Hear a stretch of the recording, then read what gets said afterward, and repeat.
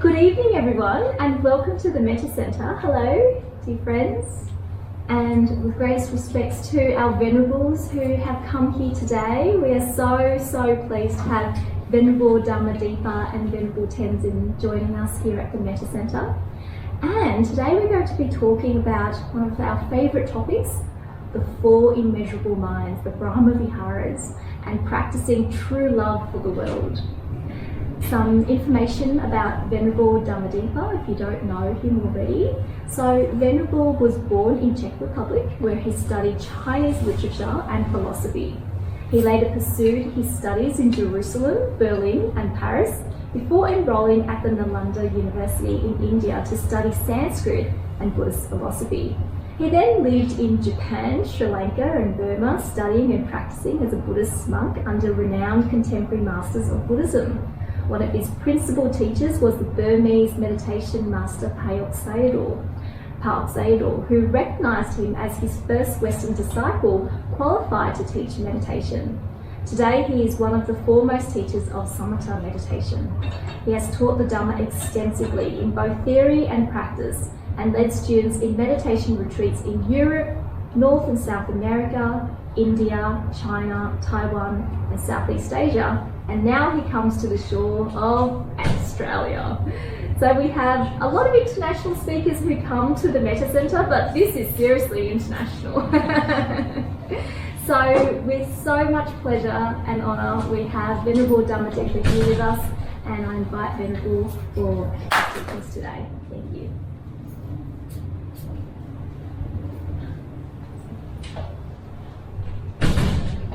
Please be seated.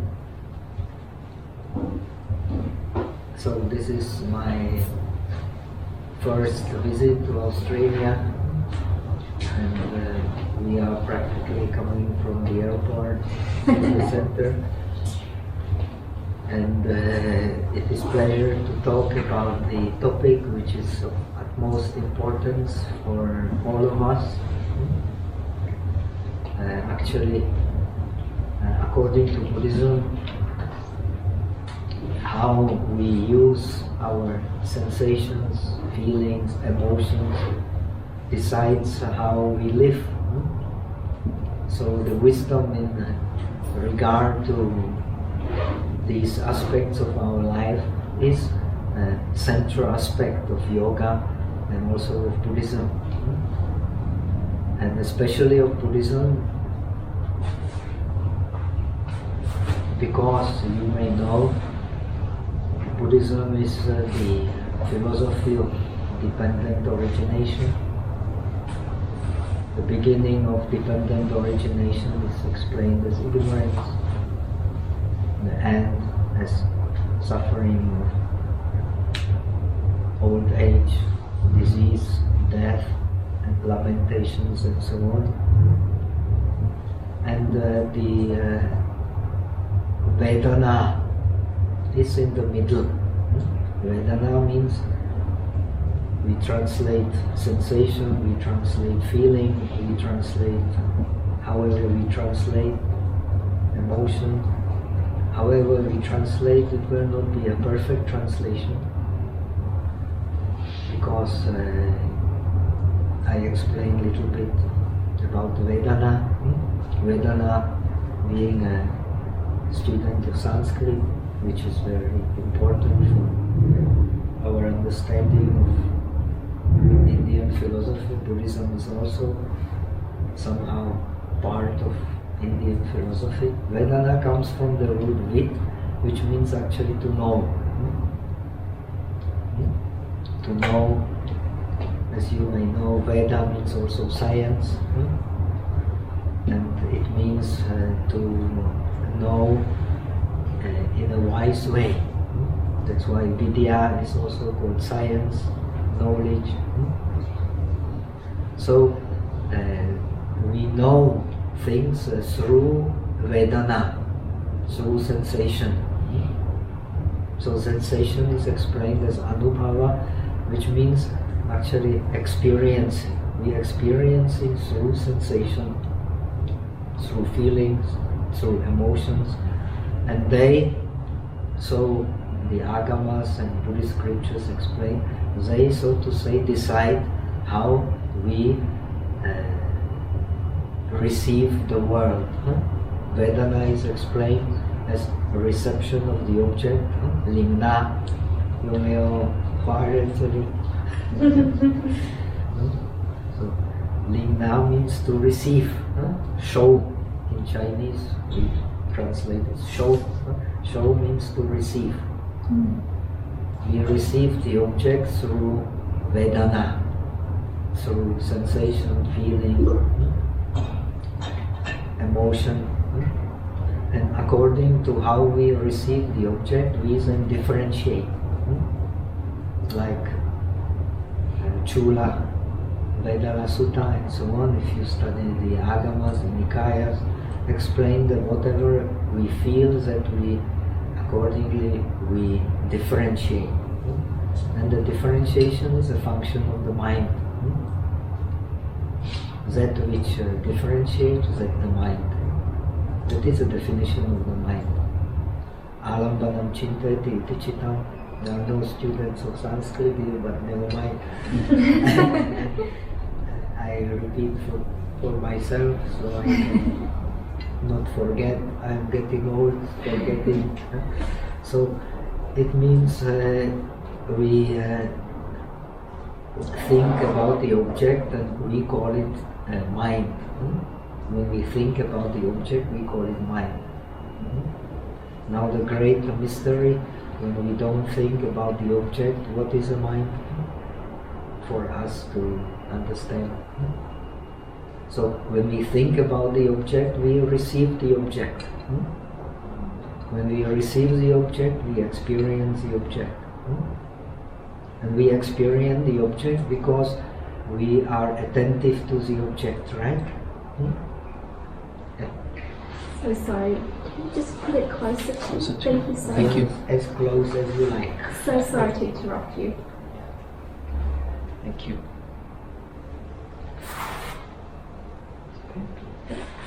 Thank you. Just check it's on. It's on. So the Vedana or sensation is, so to say, in the middle of our experience. Anubhava means experiencing in the way that all the other mental factors, they meet at the process of receiving the object. So how we receive the object will determine how we use all the other mental factors. The will, the searching for the object, vitarka, especially perception, what we perceive, that we experience, right? So we perceive something, therefore we receive the object, and therefore we experience the object. This is very important to understand. So the perception and the sensation, they are called chitta sankhara, the formation of the mind. Our mind is formed in accordance with what we perceive and what we experience through the senses. That forms our mind. And accordingly, we then differentiate the object and we react to the object by will and will formations. Teach you a little bit of Buddhist psychology. It will be of use or not? You like it? Yeah, this is my kind of speciality. I'm a teacher of Abhidharma. So we receive the object and accordingly we then put our mind together on the base of the perception. So how we receive the object is actually the science. It has to do with science. When you study a little bit Indian philosophy, I have spent some years studying it. So you will see that the experience of the object is actually the experience of the world and of ourselves.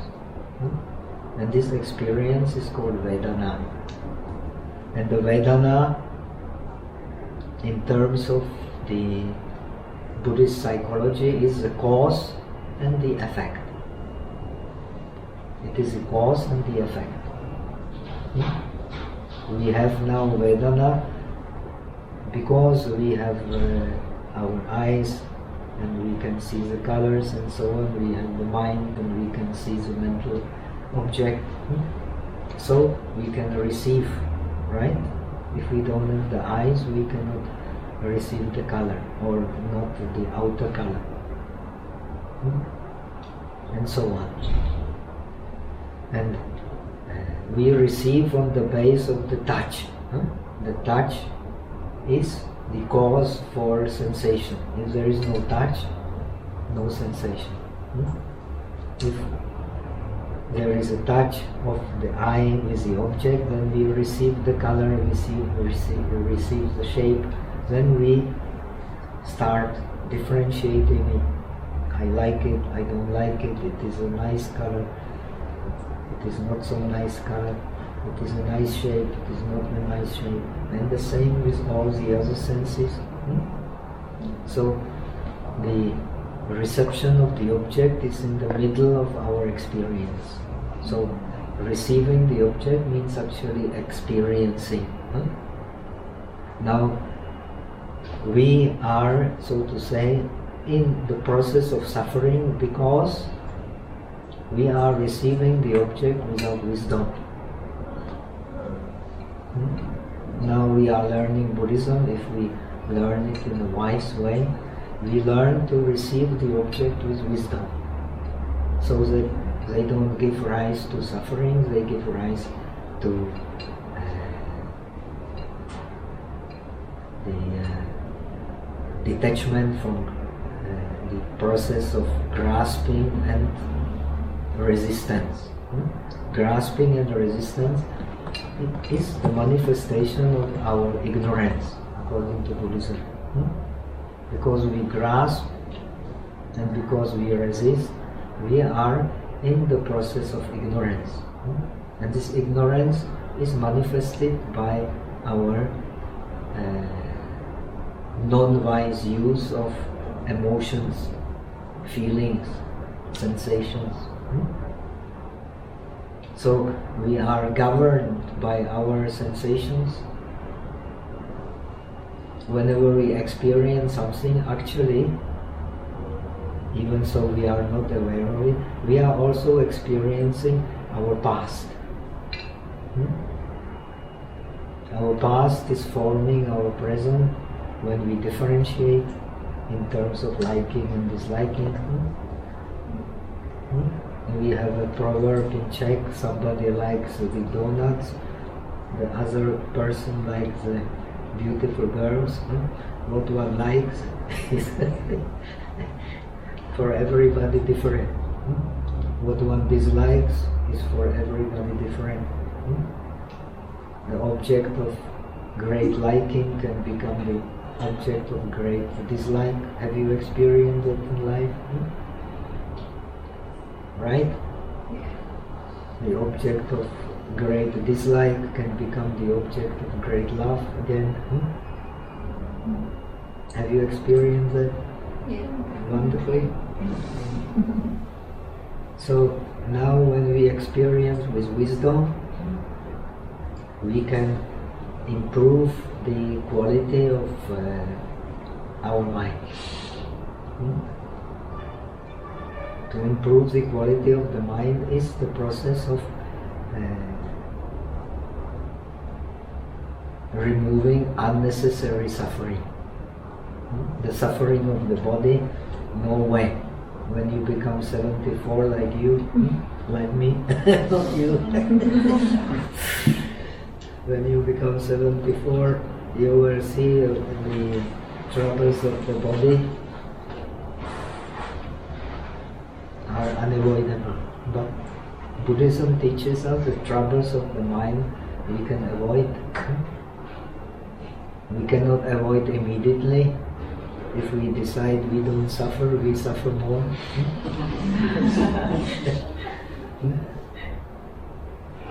But we can slowly, by, as far as Buddhism is concerned, while introducing wisdom into our perception and into our sensation which control our mind, we can avoid a great load of unnecessary suffering. Right? So you are a Metta center, so all this unnecessary suffering is actually, Metta is the opposite of resistance. We practice Metta to reduce our resistance. In Sanskrit, pratigha. Prati means again, han means to strike. We want to strike something against. Something we want to remove by force, something we don't want. And this is the base of the greatest suffering.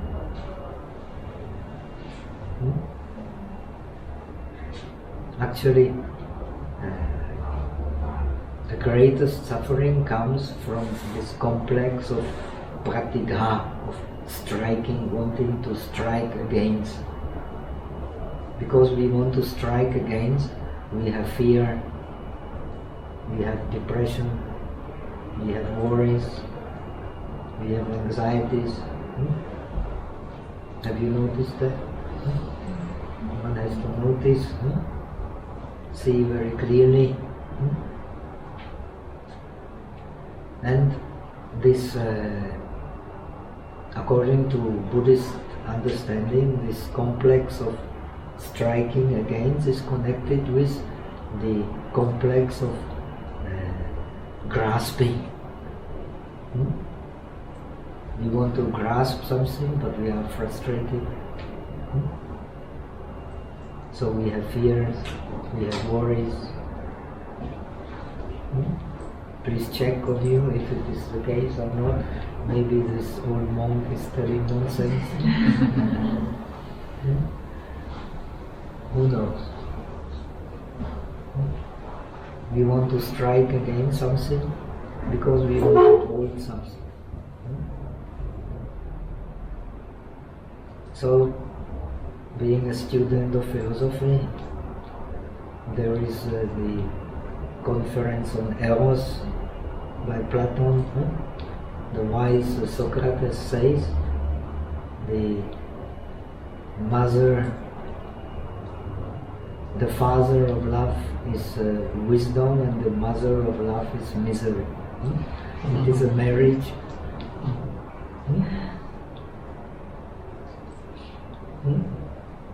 Marriage of wisdom and misery. So, we are living in the marriage of wisdom and misery according to the wise Socrates. So, we have to understand why. So, according to Buddhism,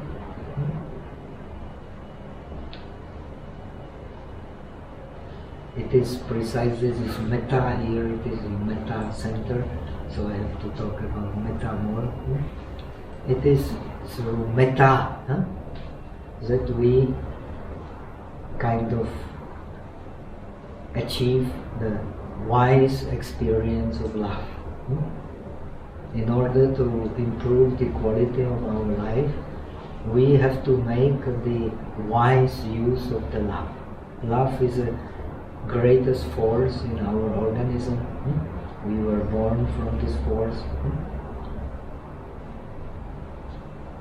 But the frustrated love becomes also the great destructive force. So we are in the midst of the very creative force which motivates us, gives us fulfillment. But when it is frustrated, we also are subjected to the unspeakable suffering.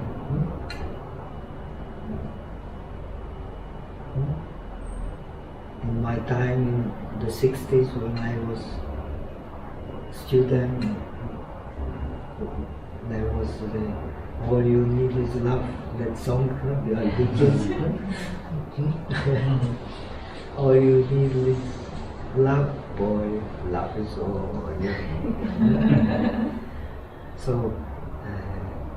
in order to improve the quality of our life, we need a wise love. This is the Buddhist message also. Now, some of us, like myself, are the students of Chinese Buddhism. So, there in Chinese Buddhism is a very important sutra called Vimalakirti Nirdesha Sutra. Wei Mo Jing, no? You may have heard of Wei Mo Jing. So, Wei Mo Jisha. Wei Mo Jisha is a very wise layman. Very wise layman. He is so wise that he becomes even the teacher of the most prominent disciples of the Buddha. I was not there, I don't know if it is true. I don't believe too much, but it has very good principles. And we need the wise principles to improve the nature of our life.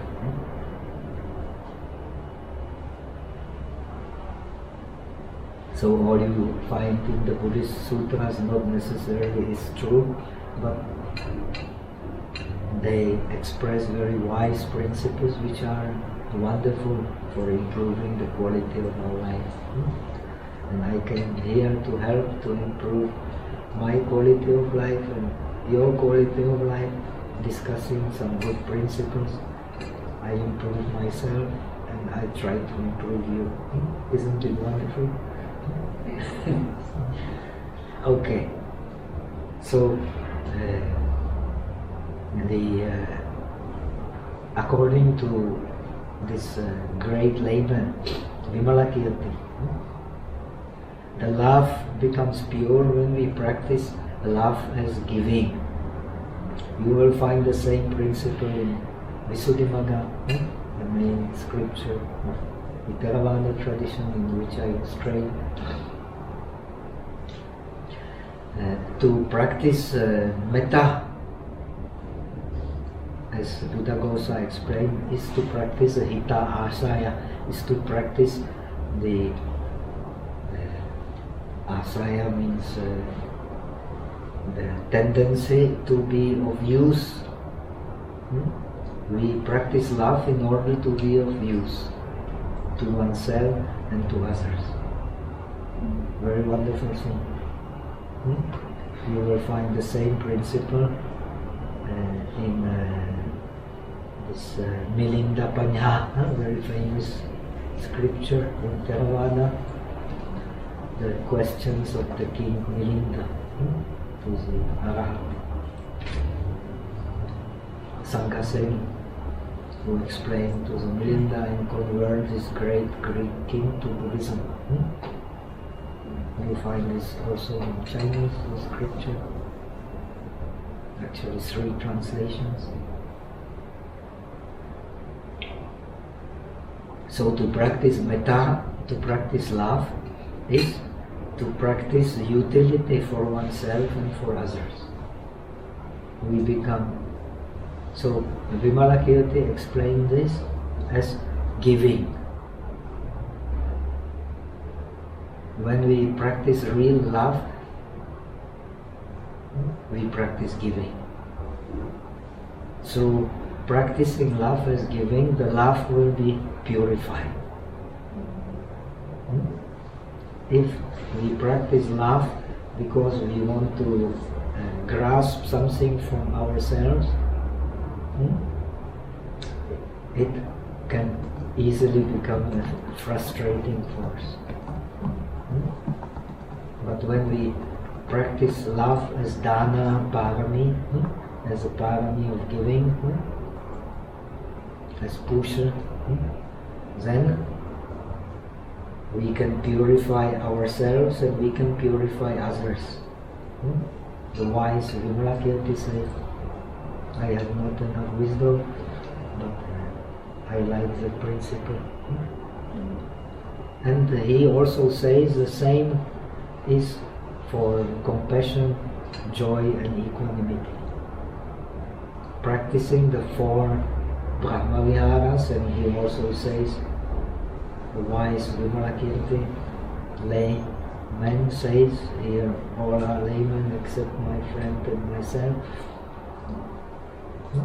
He says that the practicing of the four Brahmaviharas based on Metta. Metta is the base for compassion, joy and equanimity. When you can practice love as giving, you can also easily practice compassion, joy and equanimity. Because you practice only love, because you want to control, so the love will bring frustration. Does it make sense? So this Vimalakirti, he is a very wise man. We have to learn to practice love as giving. When we practice love as giving, we will attain harmony in ourselves, and we will also bring others to harmony. If we practice love as taking and grasping, holding, then we will bring misery to ourselves, and we will also bring miseries to the others which we want to dominate. Right? So,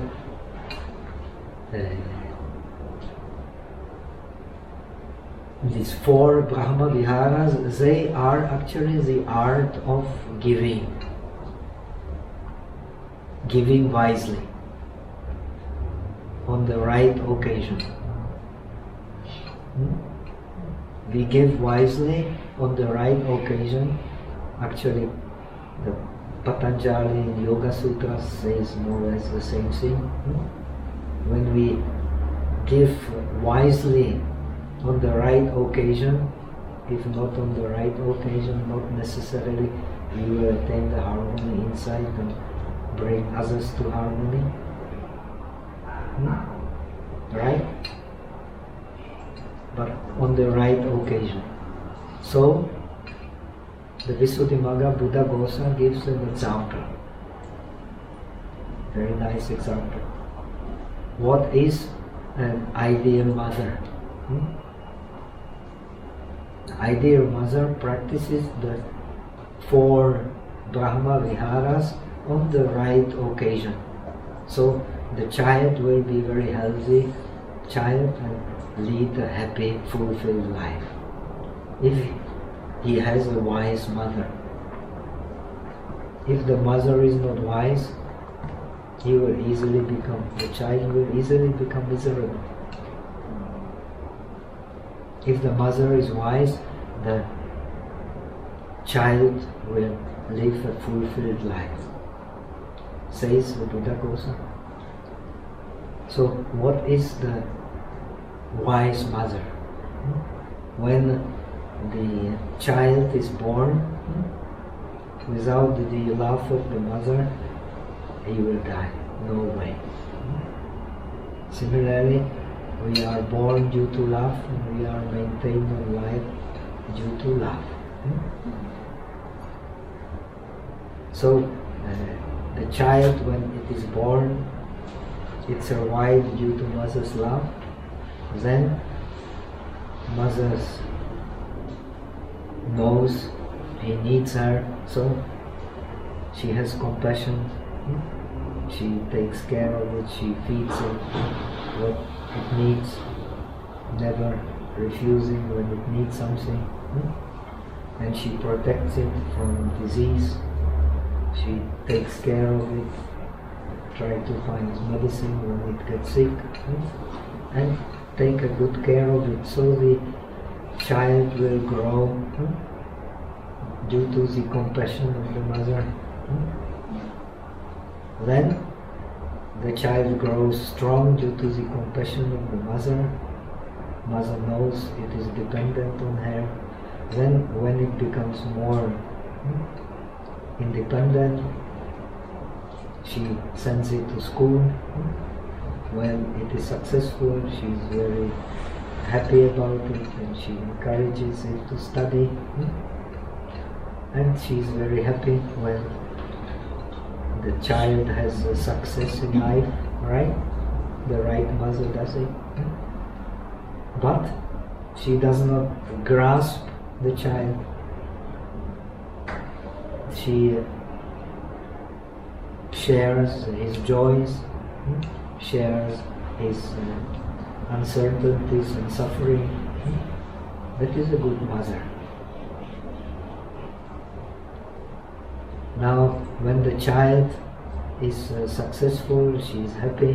When it can take care of itself, the mother let go.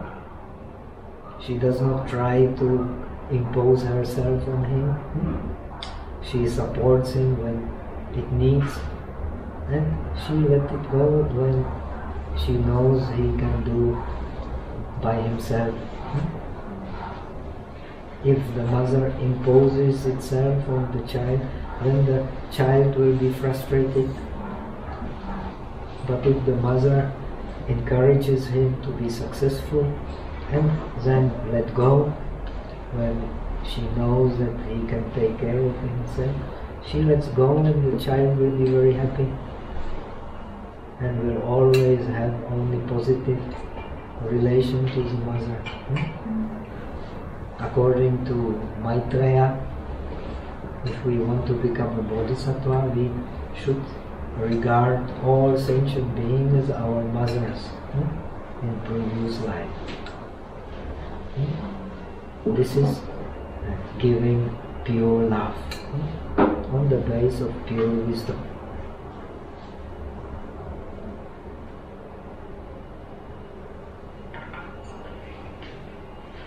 So these four Brahmaviharas about which I am supposed to speak tonight, they bring harmony into ourselves and harmony into our perception of the world, because our sensation is dependent on our perception. And we have explained the perception, sensation, they are the formations of our mind. Our mind is formed according to them. Then according to them we speak. That is the formation of the speech, which is our thinking. Vitarka. Vitarka means weighing in the mind. We weigh in the mind, therefore we speak. And we move the body. That is a formation of the body. That is our breath, our chi, our prana. We have these three formations of the body, formation of the speech, and formation of the mind. So these three formations, we are formed and we act. We act, therefore we do things. When we have positive education, there is a famous novel in French by Flaubert, Éducation Sentimentale. The most important part of education is education of our feelings. We should educate the positive feelings to ourselves and to others. Because we don't have positive feelings to ourselves and to others, therefore we suffer. So the cause of suffering is feeling, and the result of suffering is also feeling. The cause of suffering is feeling because those things that we grasp and that we resist, they are the results of our previous experience, of our past, which forms our present liking and disliking. The things that you may like, I may not like. The things I like, you may not like. Everybody likes a different thing. Everybody dislikes a different thing. Why? Because our previous sensations, previous perceptions are different. So our formations of the mind are different. And we think, we speak in terms of our formations, right? We are formed. This is very important to understand. We act according to our formations because we are formed. And this formation is expressed in the way how we use our feelings, our sensations. They decide how we keep on forming the future formations, our future speech, our future thinking. And especially our future emotions. So the emotions, they are the sensations, feelings, they are in the middle of the dependent origination. According to Buddhism, everything that is formed in dependence. Nothing exists by itself. Nothing exists because of only the other.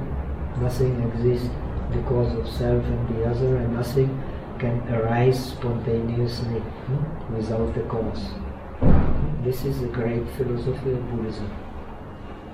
Anyone who wants to understand Buddhism, he should contemplate this. This is very important. So, we are conditions and we live through our conditioning. Our past conditioning is expressed by our perceptions and sensations. And through perceptions and sensations, we form our future.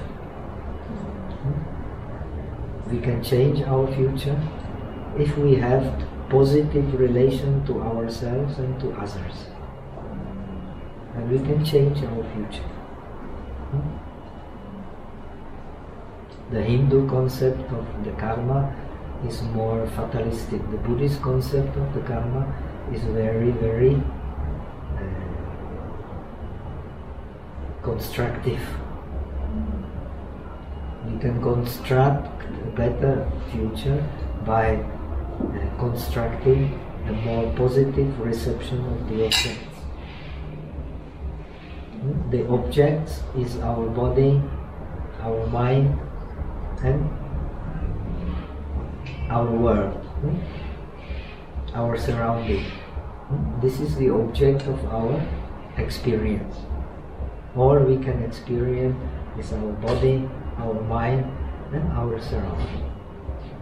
When we have a positive relation to these three things, we live a harmonious life. When we have a non-positive relation to it, when we don't want to benefit it, we want to possess it, we want to dominate it by our will, we want to grasp it as being ourselves and belonging to us only, resisting the others, we will always be frustrated in our emotions. But when we give, our experience will start to be positive.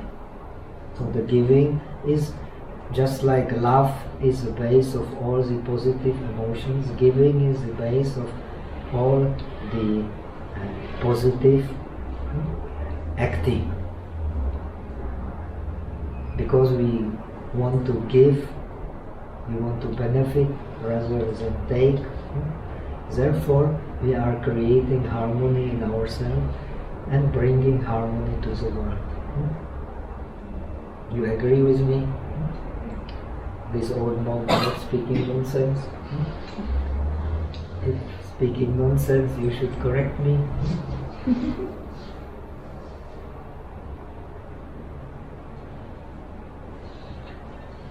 So, the beginning of the process of giving the positivity to ourselves and to others is the act of Maitri, Metta. You are a Metta center here, so I have to emphasize Metta. And Metta is the base of all positivity. All positivity will be difficult if we don't have Metta. And Metta is the love without bondage. Love can be the greatest freedom and can be also the greatest bondage. So the old Socrates says, its father is wisdom. Wisdom brings, according to Buddhism, only wisdom brings freedom. We may have freedom like you have in Australia, relative freedom, but we can only enjoy it and use it for our good when we have wisdom. We may have freedom if we don't have wisdom. Like nowadays, wisdom is not easy to find. So people may have a relative freedom like in your country, but not very happy people. Actually, I mostly find happy people here, but never mind. Anyway, it does not mean that when one has freedom, one knows what to do with it. The wisdom is to know what to do with freedom, to use it for one's own benefit and for the benefit of others. This is only possible when we have this base of Metta, the love without frustration. Love without frustration makes oneself and the society happy. The love with frustration makes oneself and the society unhappy. So Metta literally means, from in Pali, this is Pali word Metta, from the Mitta means a friend. So Metta means a state of friendship. Literally translated, Metta means friendship. And the wisdom is to become friend with oneself and friend with others. According to the Theravada tradition, the Metta is the Parami. One of the 10 Paramis is Metta. When we have positive love, we can reach, it is a means for reaching the other shore. The other shore is the shore of liberation. That is the meaning of the Parami, Paramita. We want to reach the other shore. The base for reaching this other shore is then the positive use of this very, very constructive, but also can become very destructive force, which is love.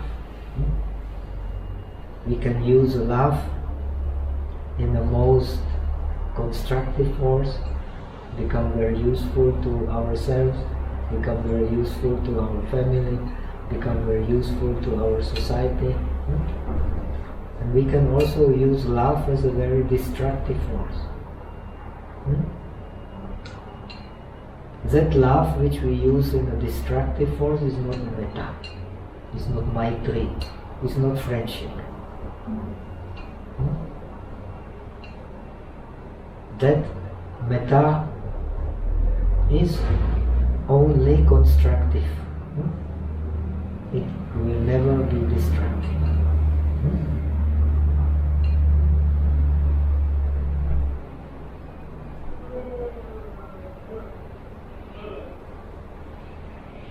So when we have it, we can remove our worries, we can remove our fears. When we don't have it, our worries and our fears will become more and more and more. Then we are frustrated. When we are frustrated, we become aggressive. The aggressive people are frustrated people.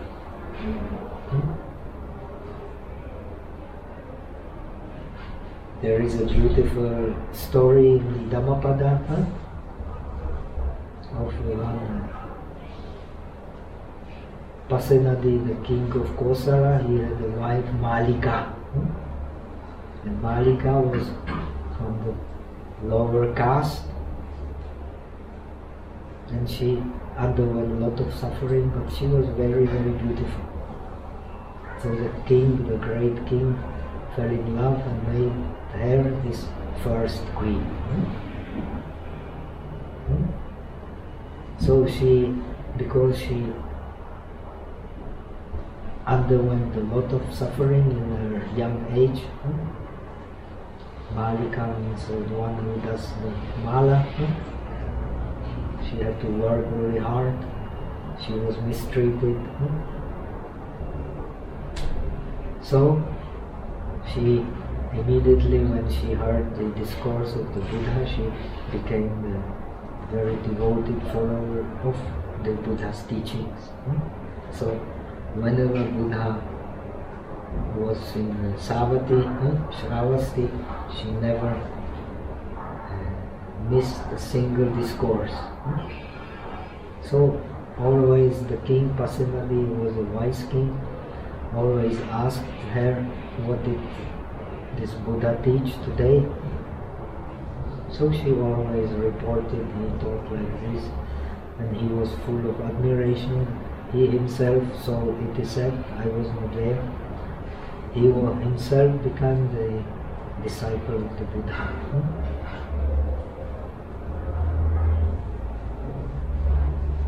So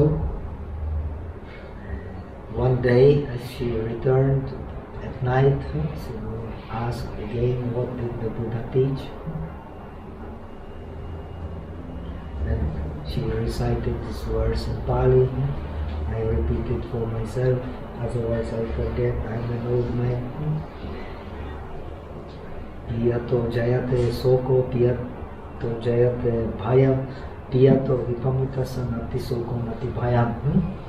It means from that what we like, what we desire, comes the worry, comes the fear.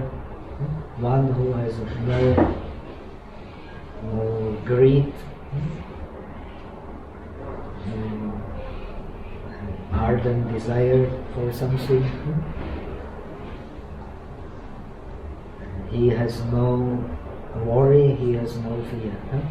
Now he is waiting for his dear wife in the bedroom. If she hears such words, he is not very pleased, so he is frustrated. And she says, go. And how can such a wise man say such stupid things? So next day, because he's not a stupid man, he feels very, very remorseful. He calls again his wife and says, please, darling, excuse me, I was in a bad mood yesterday. I was waiting for you such a long time, and I was desiring your presence, and you said that. I felt very, very unhappy.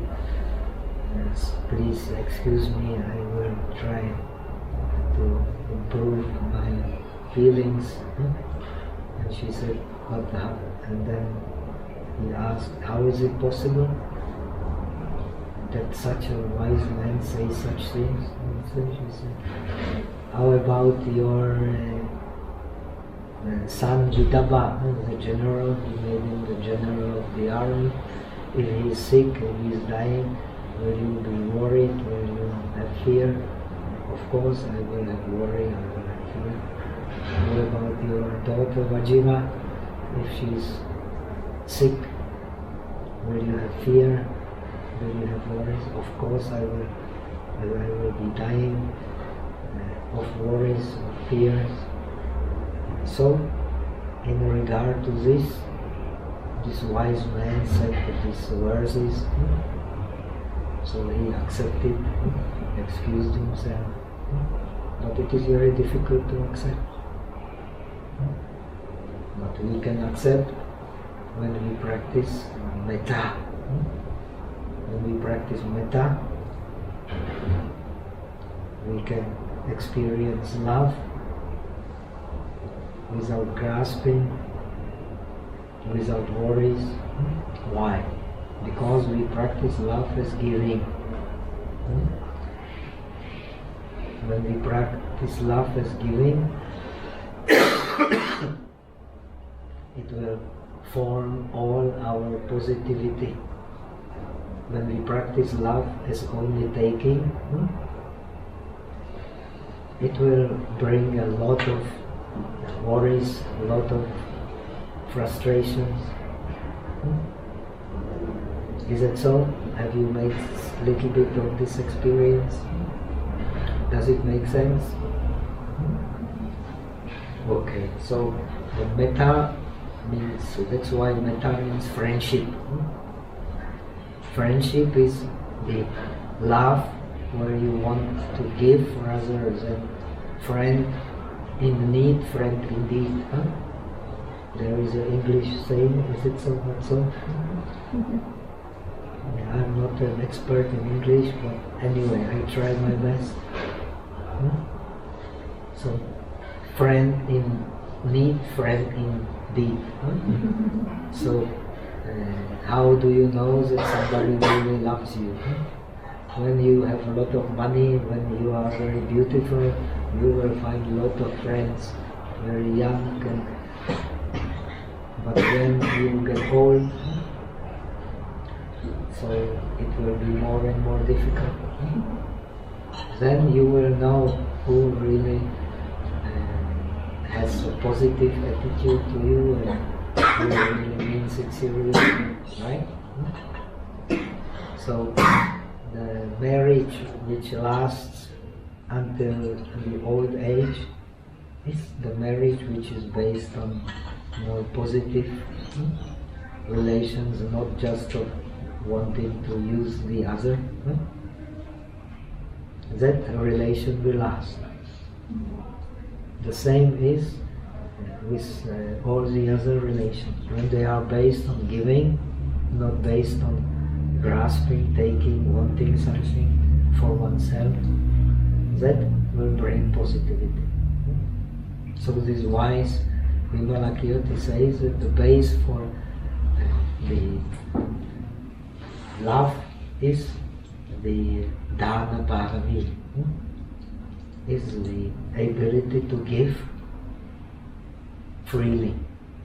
Shantideva, who wrote the Bodhisattva Avatar, the introduction into the practice of enlightenment, he says that parityaga, the complete giving, is nothing else but liberation.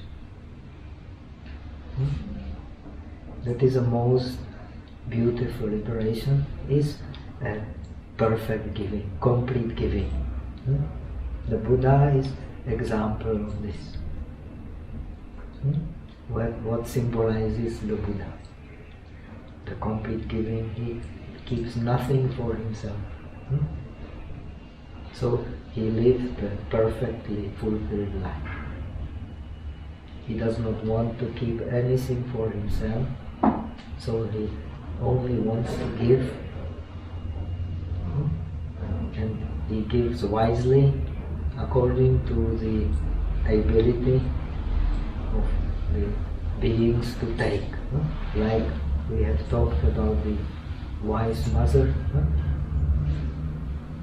She gives love on proper occasion, she gives compassion on proper occasion, she gives joy on proper occasion, she lets go on proper occasion. So the child will be example of the healthy being with fulfilled life.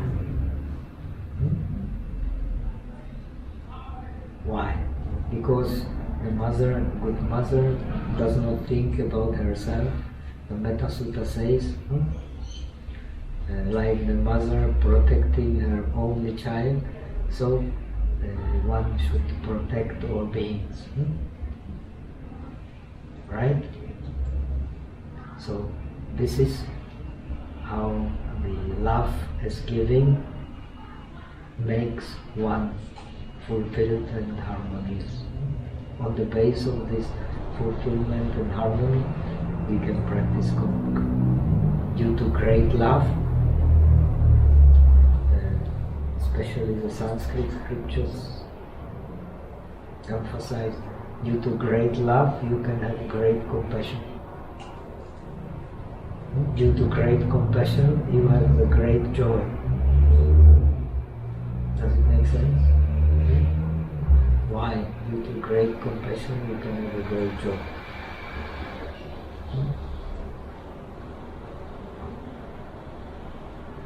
We should understand.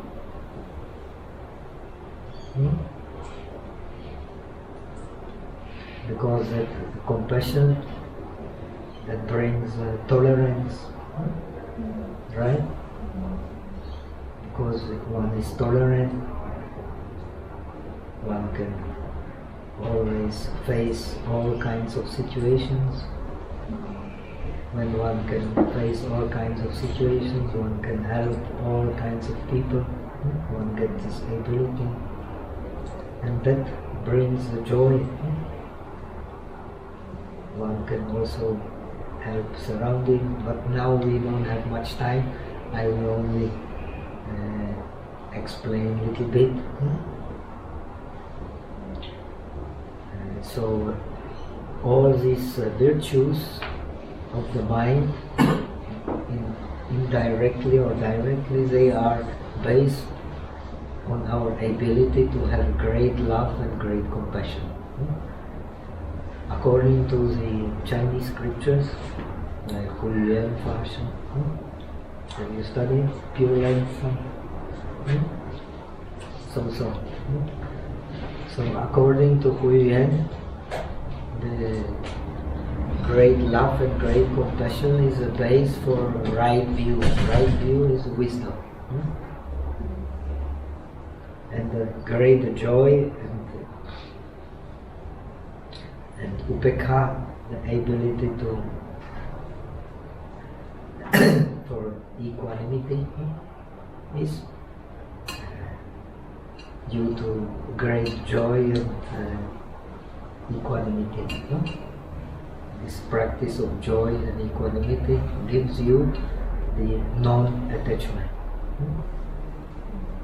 We are suffering because we don't have great love and great compassion. So we are frustrated in our views, in our wisdom, because we practice love and compassion, not to give, but to take. Then we have grasping. Because we have grasping, we have no joy, and we have no equanimity. So these four Brahmaviharas, they are the divine abodes. They are the measureless abodes. Aprameya cannot be measured. Pramana is measure. They are the measureless abodes, divine abodes. Why? Brahma also means in Buddhist literature, Brahma means the best. The Arahat is called the Brahma. He is the best being. The Buddha is the best being. Why he is the best being? Because he has the best experience. experience means receiving the object. He received the object with love, compassion, joy and equanimity. So he is the best being. So this is also the idea of the Bodhisattva.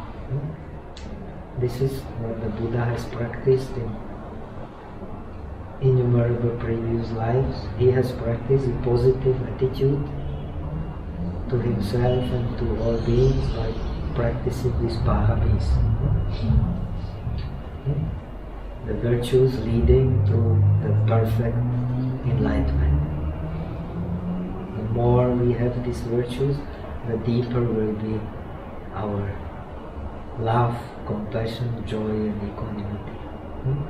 The Buddha is the one who has achieved the utmost perfection in the paramis, in the virtues leading to perfect liberation on the base of the perfect mastery of his emotions, of his feelings, of his sensations. So I have been talking for 1 hour according to our friend's plan. I should talk 1 hour.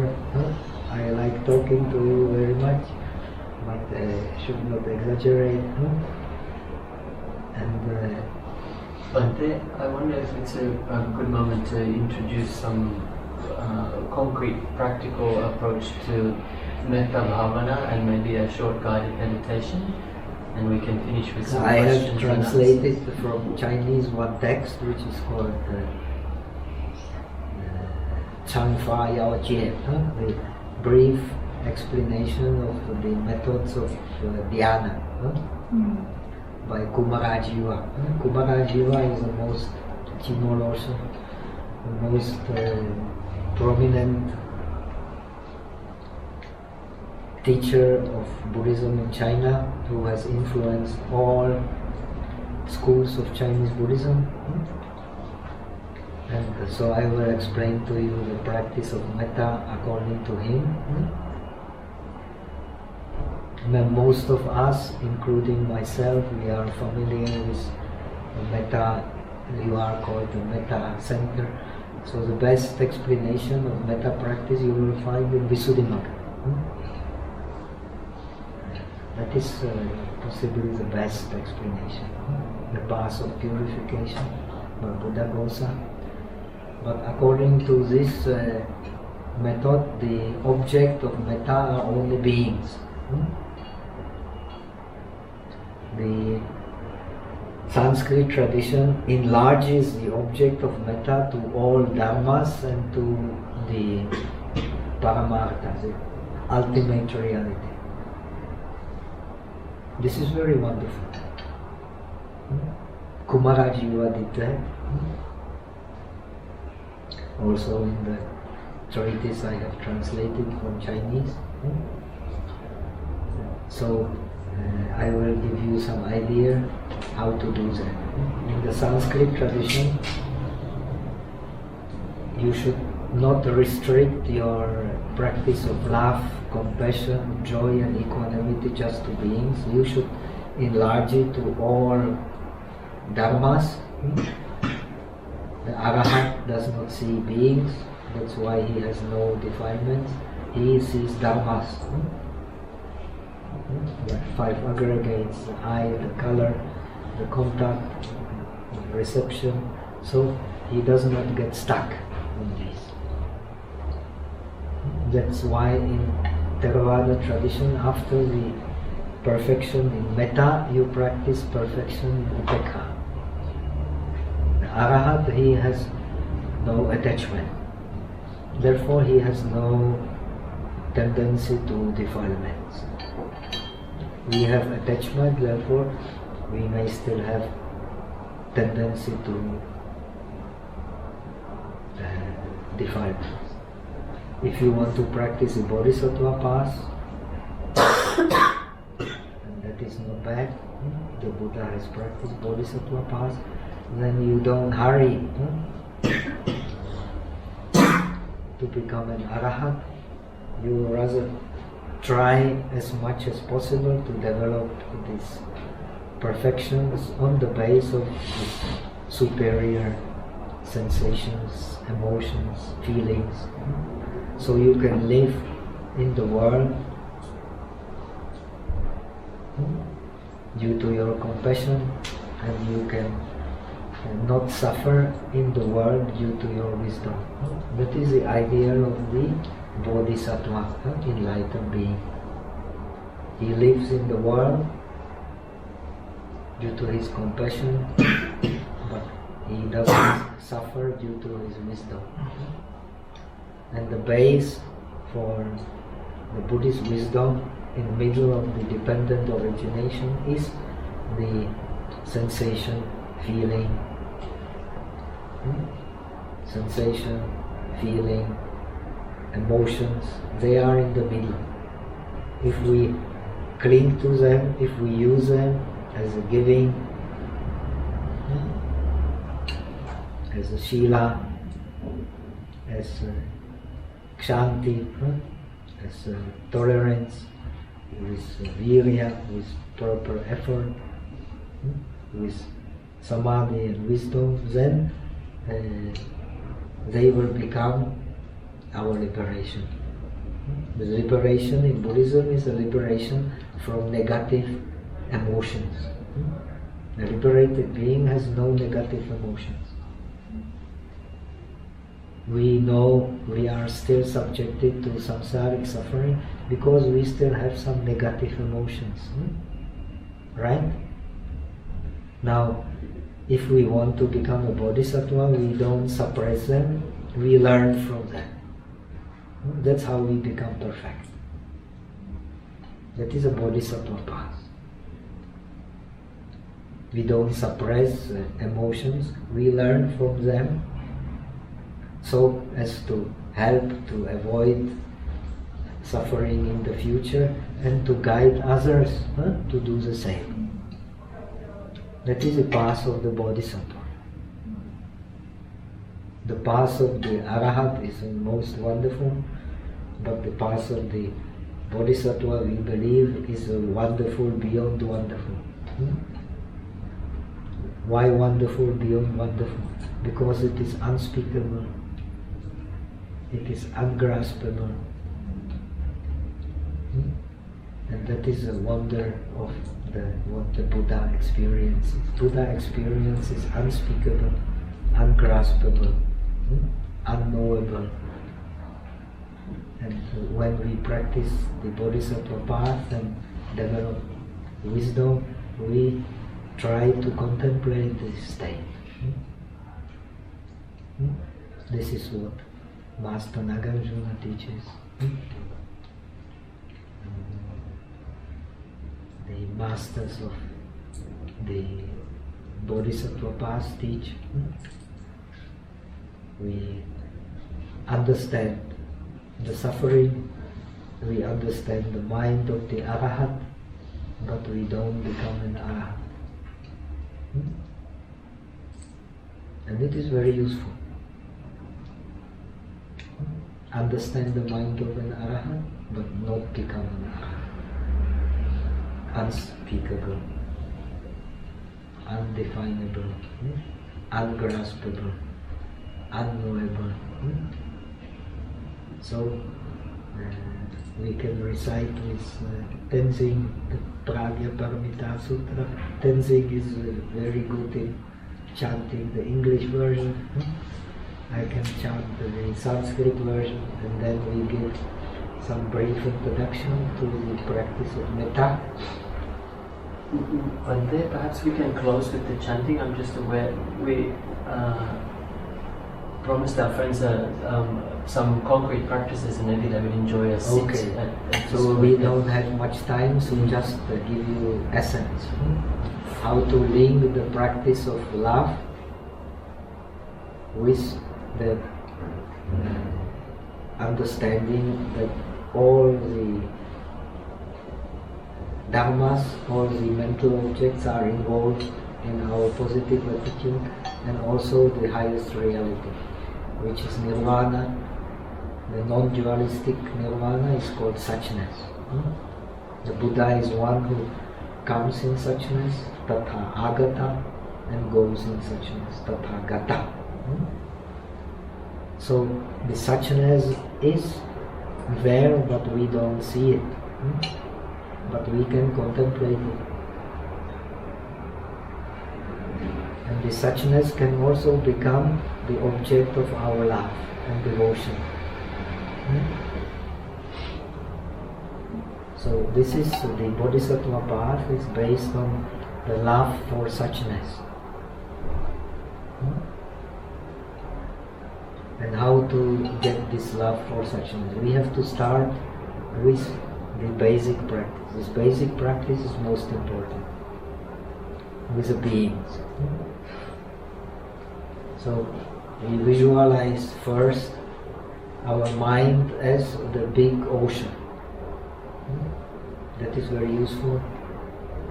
Our mind, same the Theravada scriptures, the Sanskrit scriptures explain, our mind has the capacity for no limit. The limit to our mind are is ourselves. We are ourselves the limit of our mind. But its capacity is, in the Sanskrit tradition, we are meditating on mind being like a mirror, mind being like a space. It is alive, space is not alive, mirror is not alive. Mind is always alive when it is a base for our life, but its quality is like a mirror and like space. It can receive everything, it can reflect everything, but it must not grasp at anything. We grasp at what our mind receives, therefore we are hindered in our reception. Our reception is our experience. So this experience of reception is our feeling, our emotions, our sensations, which determine how we differentiate the objects. So we make our mind, we close our eyes. If you have experience in Zen, you don't need even to close your eyes. You can keep them open without grasping anything. Think of your mind being limitless and try not to grasp anything. If something appears, what will you do? Whether you like it, dislike it, or whatever your approach to it will be, you give it the equal Metta, friendship. Don't reject anything, don't grasp anything. This is a simple introduction. And just let it be. But let it be with love.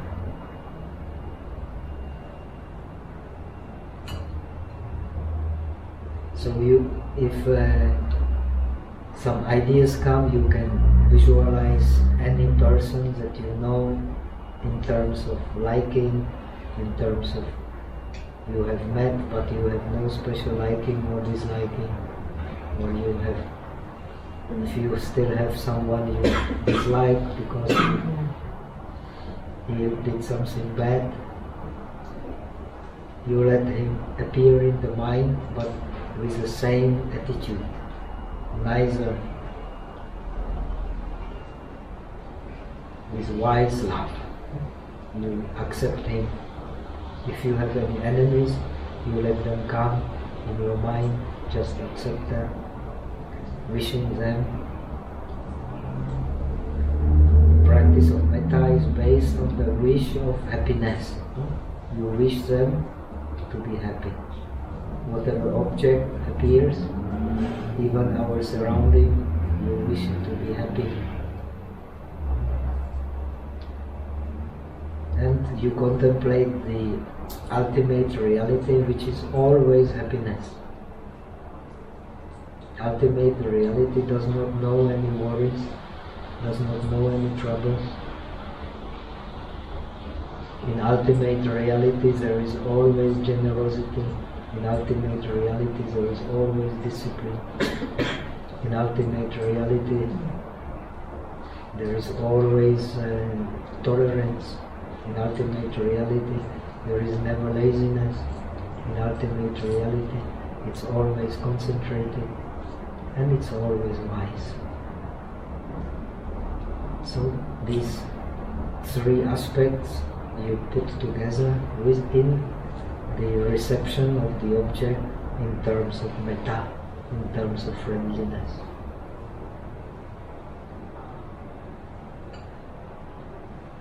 Let just the objects appear.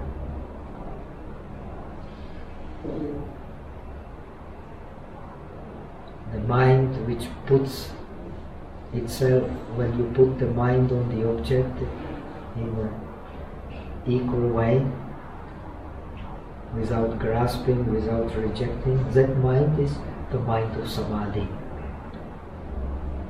If you grasp anything, if you reject anything, then you are not in samadhi. It is very simple, but we have to practice a lot.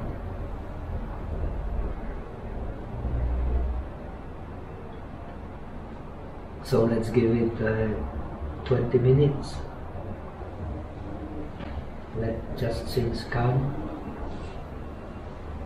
without grasping, without rejecting, and let them come to your mind. You are not dead, it does not belong to you.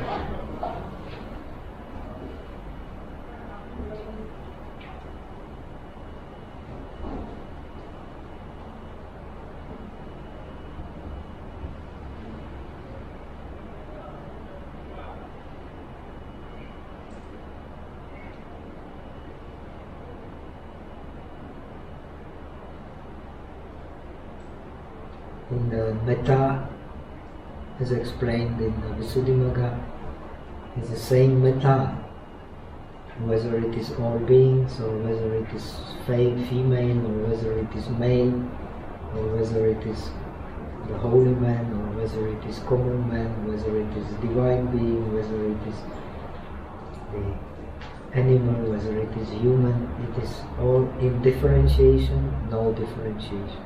In no differentiation, still there is differentiation. You know, this is man, this is woman, this is beautiful man, this is beautiful woman, this is non-beautiful woman, but you don't grasp, you don't reject. This is wisdom of the Buddha. In differentiation, no differentiation. In no differentiation, still differentiations are there.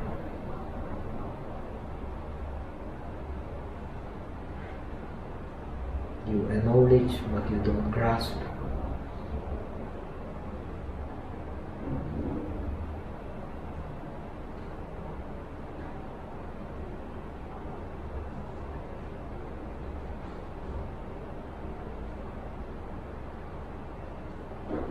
Just seeing, just hearing, just smelling, just tasting, just touching, just thinking. No grasping, no rejection.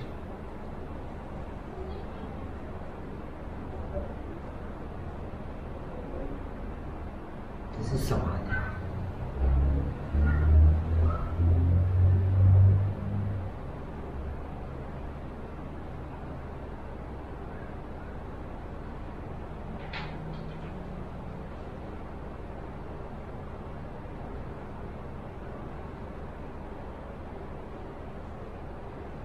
If you receive with friendship, you receive with metta. If you receive with vow of friendship, it is metta. If you receive with a vow, may you be free from suffering, it is compassion. If you receive with a vow, let all beings enjoy whatever virtues they have, that is joy. If you receive, all beings are subjected to karma, which forms them, are equanimous.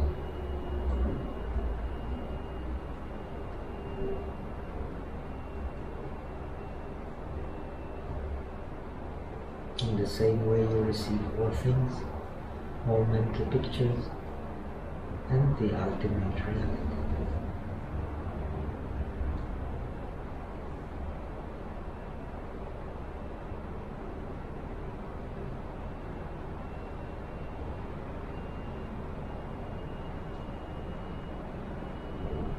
And the mind is applied to the objects equally, that is samadhi. Samadhi is a base for wisdom. Wisdom means differentiating without attaching, without disliking.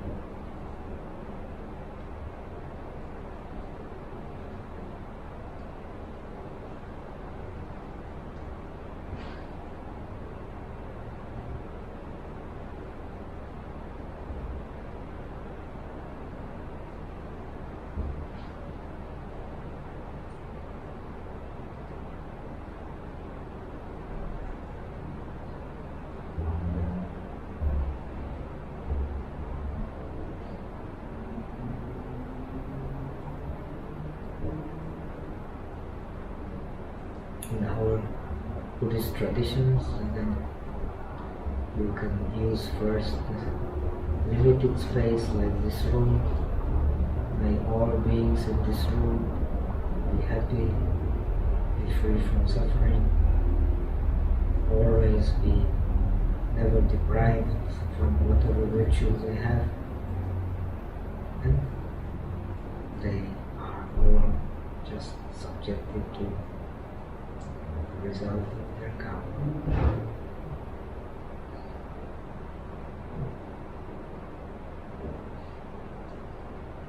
Then you extend the horizon to larger and larger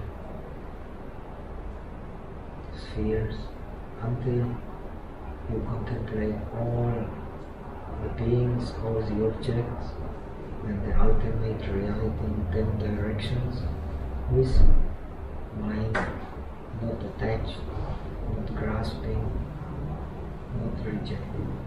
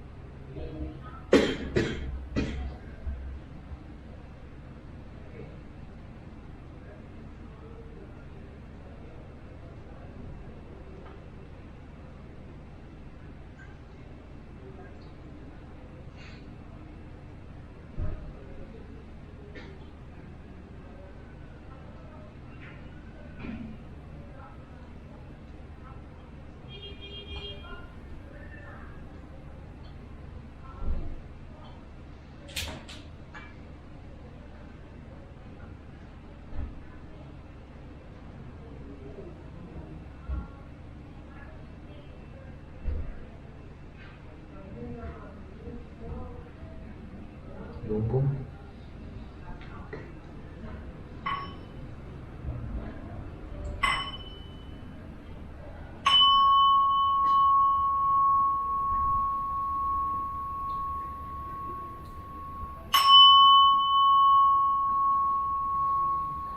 So you can see, you can practice these four emotions bringing stability together, and you can practice them separately. When you practice them separately, the base is of course Metta. When you practice Metta,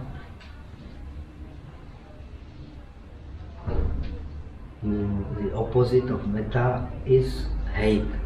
When you practice Metta, there is no place for hate. Hate comes from extreme form of resistance. A mild form of resistance is depression, worry, fears. So when you practice Metta, there is no place for this. When you practice Metta by wishing yourself or beings, your surrounding, and finally contemplating the ultimate reality. The ultimate reality is always connected with happiness. What is happiness of ultimate reality is without grasping.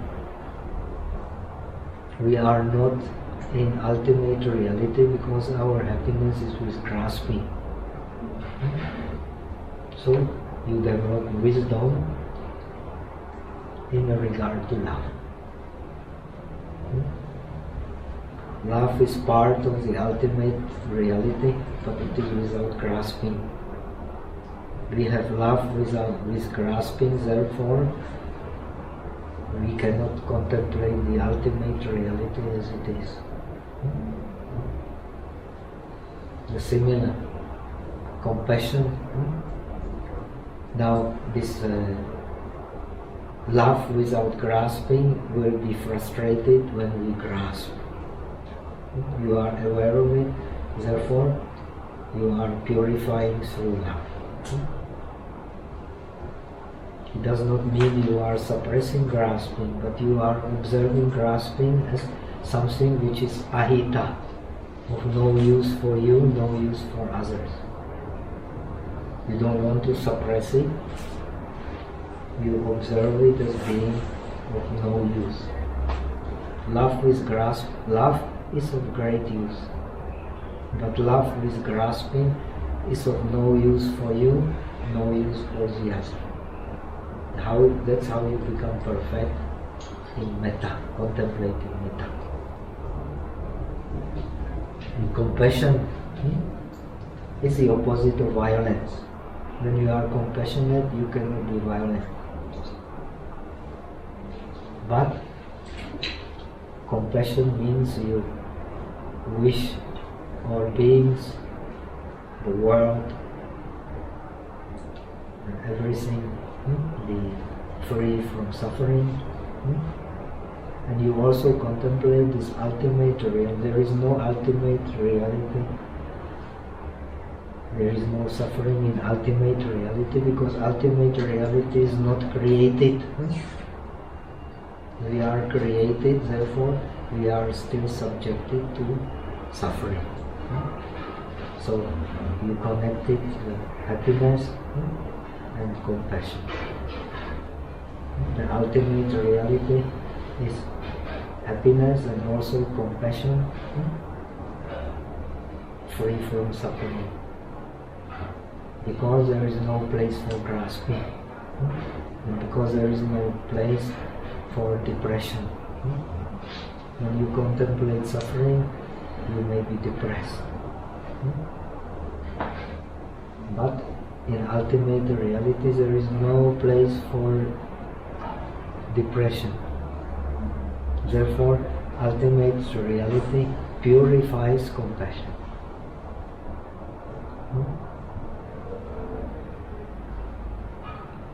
Joy.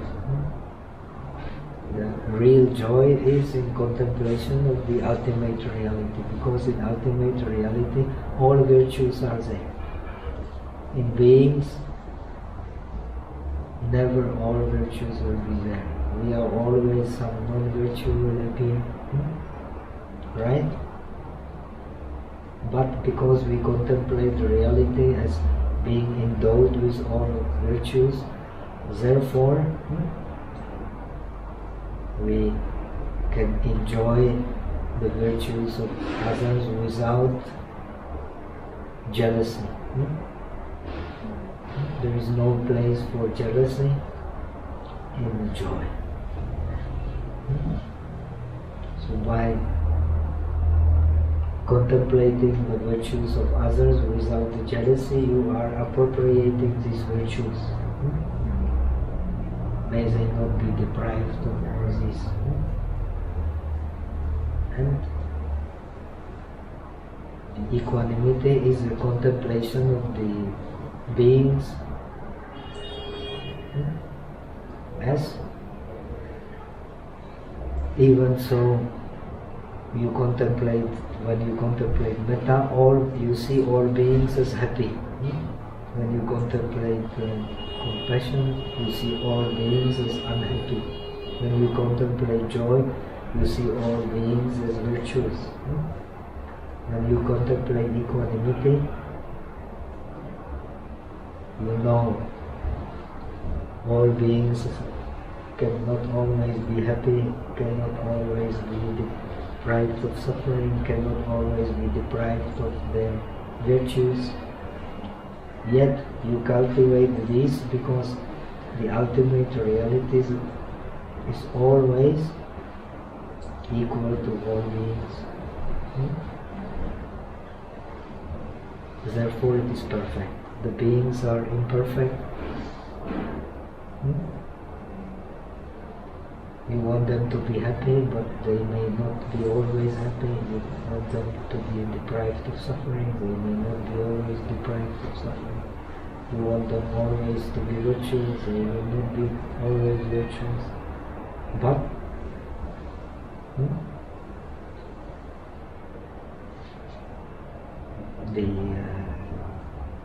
it is not in your will. If they're happy, if they're not happy, if they deprived of virtues, so you let go. So while cultivating these virtues as belonging to the highest reality. The beings can never have these complete virtues, but the ultimate reality has them all. Therefore, the ultimate reality is always giving, always virtues, always receiving,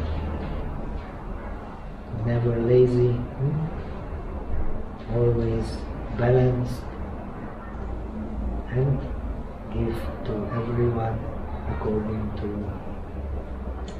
his conditions. So your mind will come to balance. The mind in balance is the best achievement in one's life. And we study Buddhism in order to attain the balanced mind.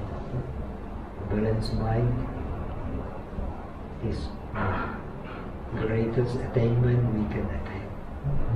No better attainment in life. Better than all riches.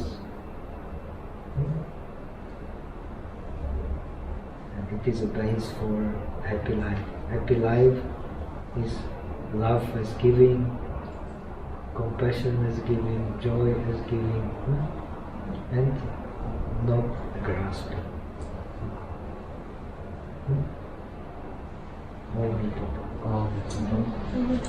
Bhante, that seems like a beautiful moment with 15 minutes remaining to inquire if we have maybe some questions from our friends relating to the practice of the Brahmaviharas, and maybe for some this is quite new, this element of the ultimate reality in the practice, but it can be interesting to ask and to experiment. Yeah. So please, questions? If anyone has any questions, you're welcome to ask, or if you want to keep anonymous, you could also write them on pieces of paper and pass them to me. And for those who are online as well, you're welcome to put your questions into the chat. We have a very experienced speaker here, and I can see people are putting their hands up, so why don't we start here, if it's okay? Yes, hello, Dhammadipa and thank you for sharing your wisdom and presence. What is the ultimate reality? And is enlightened being one that becomes one with the ultimate reality? The ultimate reality is in Buddhism something which is not created. We are all created, but yet we are, so we believe, we are inseparable from the ultimate reality. Because the ultimate reality gives meaning to the created. And the created gives meaning to the ultimate reality. So the beings are the meaning of the world. Mind is the meaning of the world. And the mind is inseparable from the ultimate reality. It is that's why we can get liberated. If we were separated from the ultimate reality, no hope for liberation.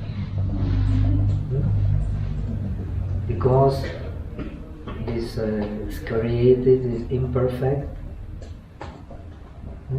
therefore we contemplate the ultimate reality. If we think that this created is perfect, then we don't need the ultimate reality.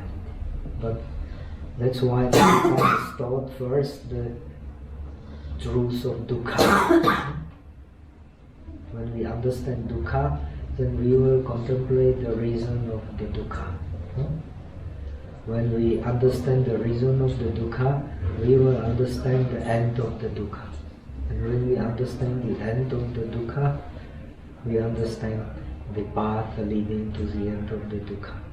And the best path is our own experience in terms of love, compassion, joy and equanimity.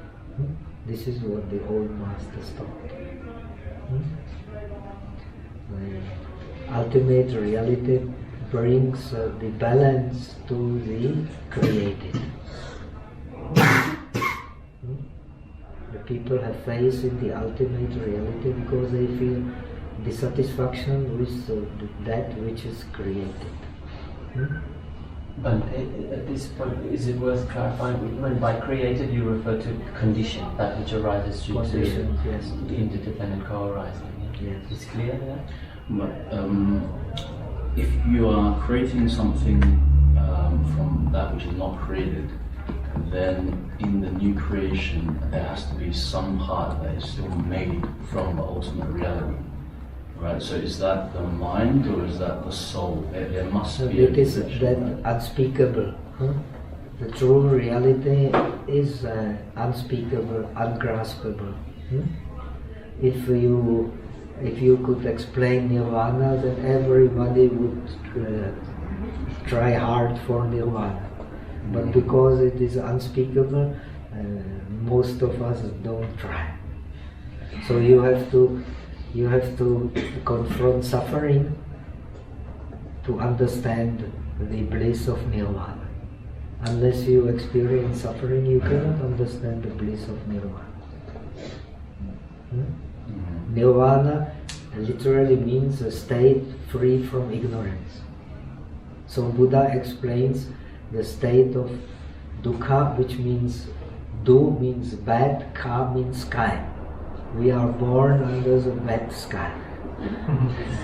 This bad sky is a birth, aging, sickness, death. That is a bad sky. We have no way to escape from it because everybody is subjected to it. But the ultimate reality is not subjected to it. So that not understanding, according to Buddhism, I myself became a Buddhist because I believe that this is the wisest approach. We have to understand the non-satisfactory nature of the world to understand the bliss of nirvana. The world is very, very unsatisfactory. Now we live in a modern society, we live more or less very kind of, from materialistic point of view, very good lives. But our minds are very unhappy. The reason for that, the Buddha has very clearly explained. It is our not understanding the imperfection of this created reality. Due to this not understanding this imperfection, we don't have enough love, we don't have enough compassion, we don't have enough joy, and we don't have enough detachment. And this is what makes our life frustrating. So we chose the topic of four Brahmaviharas. Brahma in Buddhist tradition is the best. So the Buddha has no abode. That's why, like Kema Sutta, if you read the scriptures, the feeling and the mind of the Buddha, nobody can gauge. Nobody can understand. But where does the Buddha dwell? He has no dwelling. So he dwells in perfect love, compassion, joy and equanimity. This is the best dwelling. When we practice this dwelling with this understanding, we are practicing the Pālis, the perfection which brings us to the other shore, where there is no suffering. We are all bound to suffer. We are born, we will suffer, no doubt. When you're 74 like myself, you will understand very clearly there is no escape from the suffering of the body. But the hope of any good religion is that there is escape from the suffering of the mind. And for Buddhism, the escape from suffering of the mind, the Nissarana, the truly, that is Nirvana. That is the non-compounded that is ungraspable, and that is attained by conditions, but itself has no conditions. That is a Buddhist teaching, and that is the best explanation.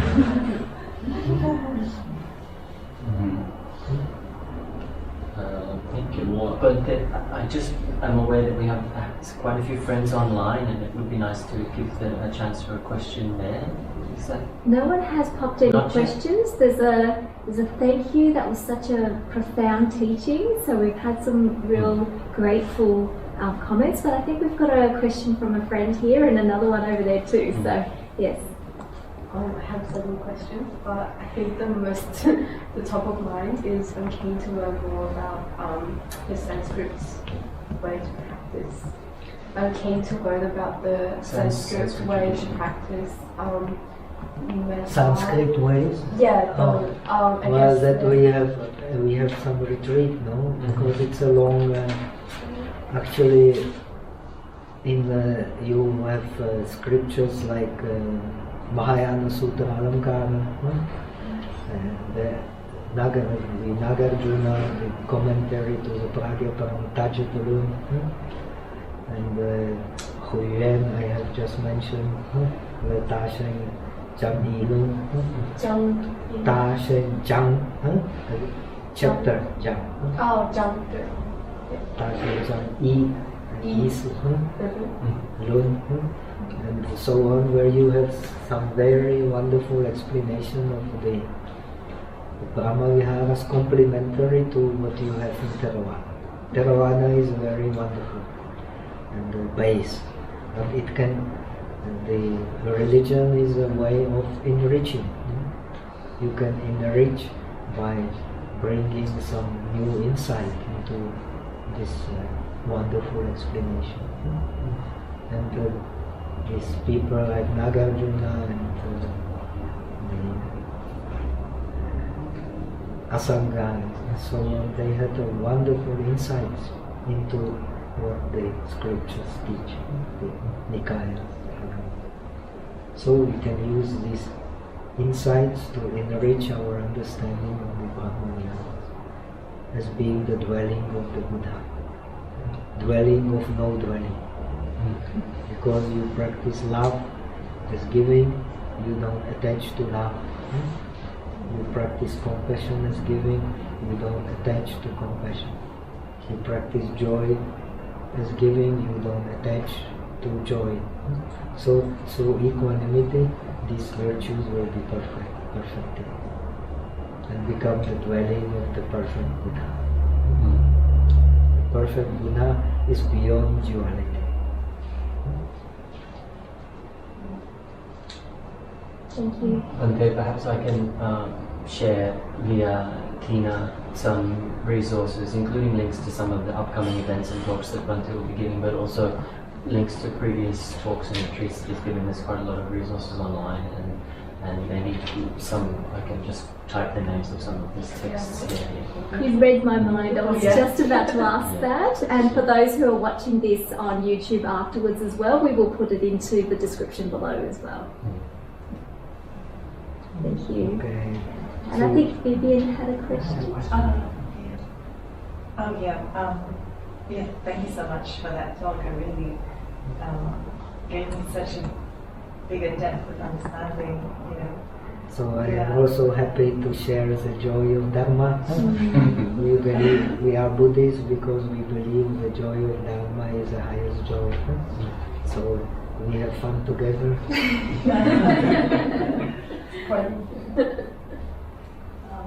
I was just kind of wondering this idea that is more of a Christian idea really that I wanted to ask, because it seems to play into it somehow, of forgiveness. Yes, forgiveness is a very great virtue.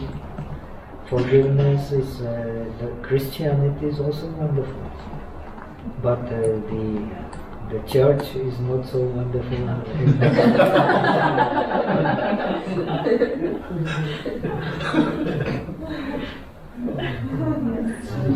Similarly, Buddha is the most wonderful, but the Buddhists are not necessarily wonderful.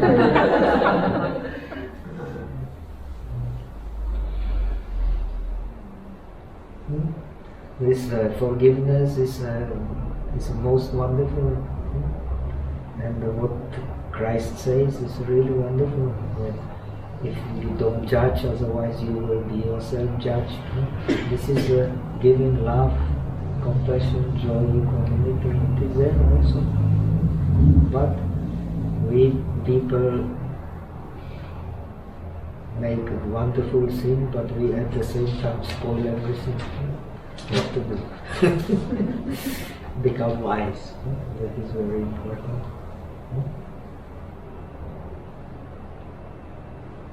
And just following up on that question, we have a question online about forgiveness. Did Bhante have a view of forgiveness meditation in the cultivation of metta? Yes, in forgiveness is rather belongs much more to this side. Metta and karuna, they have a very close relation. When we have love for somebody, then we necessarily want to help him also.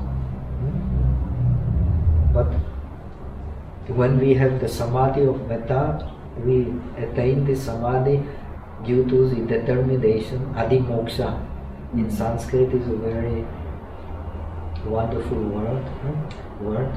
Adimoksha, you determine. Adi means determination. You determine that all beings are happy, therefore you experience all beings as happy. In order to be perfect in meditation, according to Buddhism, I take now from Abhidharma Kosha, you have to practice two types of attention. Attention in terms of determination and attention in terms of the tattva, the things as they really are. When you master these two attentions, you become master of meditation. So, practicing metta, you determine that all beings are happy, and you actually see them happy because you have determined so. You determine that all beings are free from suffering, so you actually contemplate them as suffering. In Mahayana or in the Bodhisattva path, you contemplate the Buddha nature. The Buddha nature is hidden but always free from suffering. Why can't you hate the other being? Because he has a Buddha nature. Why you should not grasp at the other being? Because he has a Buddha nature. Why you should rejoice at the other beings? Because they have a Buddha nature. This is very useful. That aspect you will find in the Bodhisattva path, but it is not emphasized in the what you may call the basic scriptures. But the basic scriptures are very, very important. Without them, our further understanding will be very limited. So it's very good to see the same things from different perspectives. So I teach this for Brahmaviharas from perspective as you find in the Agamas, Nikayas, and from the perspective which is deepened through the investigations of these great teachers of the Bodhisattva path. So then you have a good picture. Bhante, can I clarify earlier when you gave instructions about the metta practice, where it's not just sending metta to beings, but all phenomena, and you use dhammas. So dhammas in the suttas, they may be used in different ways. Well, there are two aspects. One aspect is when you become a Buddha, you have attained anatta, the selflessness. So the beings, you don't regard them anymore as a self, you see only them as an aggregate, as an accumulation of many, many things, like the chariot is the accumulation of many parts. So the beings, they are accumulation of many things. Now I grasp for the being, for the beautiful girl, because I grasp the whole. The eyes and the beautiful face and the beautiful shape of the body. But when you take it apart, one by one, the hair one by one, teeth one by one, the eye one by one, you will not find any beauty at all. So we are all composed, but that composed brings the beauty, composed brings the ugliness, composed brings all our judgments, and our life is determined by these judgments. Because we are beings, we have similar judgments, but the other beings, the devas or the animals, they have very different judgments. Nobody can claim that our judgments are only the objective, the other is just nonsense. Nobody can claim that. Claiming that is a nonsense, even from the point of view of modern science. Because we are determined by the observer. Observer determines what he sees. That even science now recognizes. The Buddhism saw it very clearly thousands of years ago.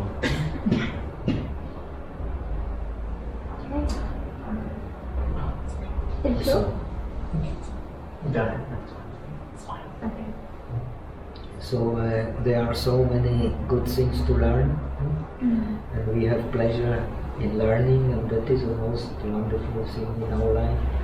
We learn the useful things, and then we become happy. Most of us learn the useless things, then no wonder we become frustrated. So we meet here because we believe we are learning the useful things, so we get more and more satisfaction for learning useful things.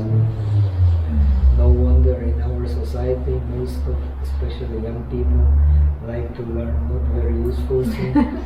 So no wonder so many frustrated people in our society. So we should encourage ourselves to learn more useful things, and encourage our family and our Sangha brothers and sisters to learn more useful things, and not to get distracted by useless things. That is the wonder of the Dharma.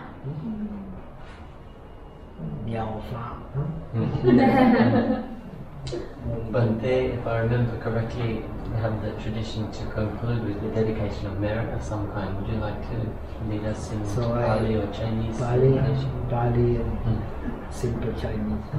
Also, sorry, can I interrupt for a second? Bhante, thank you for sharing your teaching. I would like to pass on a request from a friend of mine who also knows you, Ki. Yes, he met you 2 years ago.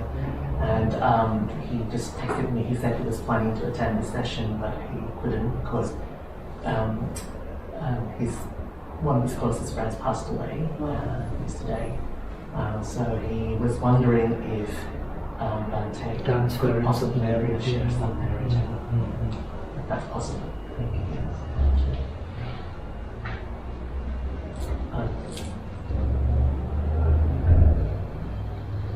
Eta vata chamehi sammatam punasampadam sabbe deva anumodantu sabbasampatisiddhya.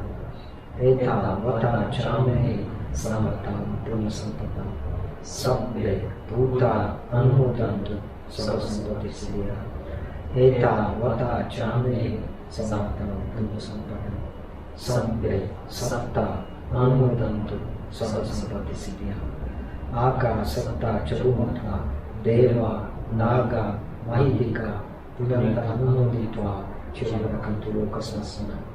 Aka Sata Chabumata Deva Naga Mahidika Punanta Anumoditva Chiravakantu Desana. Aka Sata Chabumata Deva Naga Mahidika Punanta Anumoditva Chiravakantu Dumoparam. Devo Vasatu Kale Sasasampati Hoticha Pito Bhavatu Lokocha Raja Bhavatu Dhammiko Yeni Sukunta Puji Che Wotan Nijo San Chirkun Chen Fota. What is the name of the just give me 1 second, I'm taking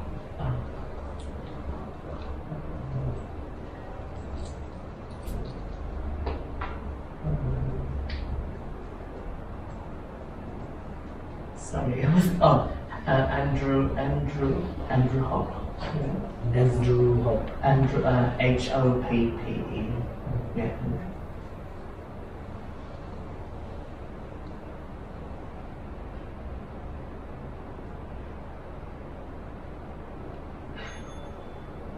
Okay, so let us finish here. Thank you, Bhante. Thank you so Thank you. much, Bhante.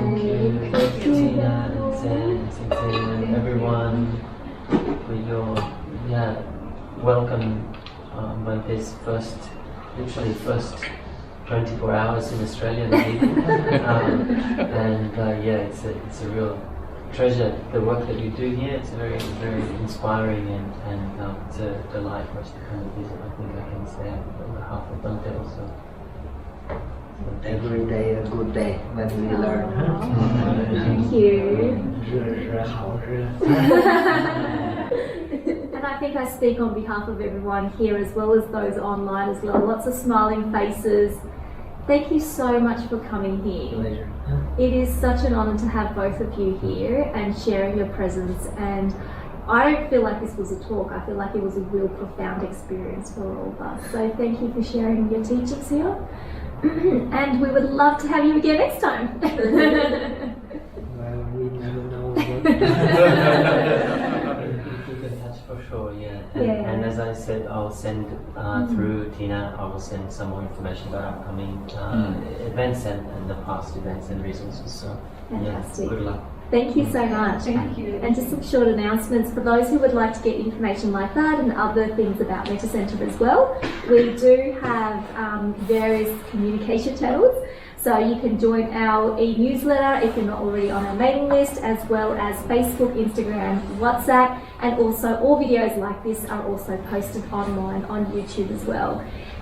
We have talks every Wednesday night, we have meditation every Thursday night, and we have special events such as this. Next Saturday we've got a family wellbeing retreat, which is at Santee Forest Monastery. And if you'd like to support the work we do, then we would be very grateful for your donation, because we run 100% on donations and volunteers. So thank you all so much for joining us, and thank you again so much, Venerable, for being here. Thank you. Okay. Thanks everyone online. See you next time. Bye.